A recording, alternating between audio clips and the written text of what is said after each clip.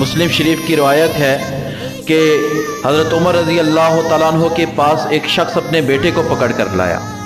अब बेटा नौजवान है, कहने लगा कि ये मेरा बेटा है और ये बड़ा बदतमीज़ किस्म का बेटा है, मुझे ये झटकियाँ देता है, गालियाँ देता है, अपनी माँ को गालियाँ देता है, बड़ा बुरा भला कहता है, हमारे हुकूक अदा नहीं करता।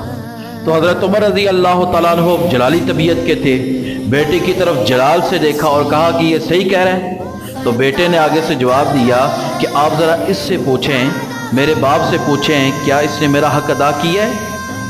जब मैं पैदा हुआ तो इन्होंने मेरा नाम जाल रख दिया, ऐसा नाम रखा जिसका माने ही है गालियां देने वाला। नाम रखने भी ना मेरा हक अदा नहीं किया, और फिर मेरी तरबियत ही इन्होंने नहीं की।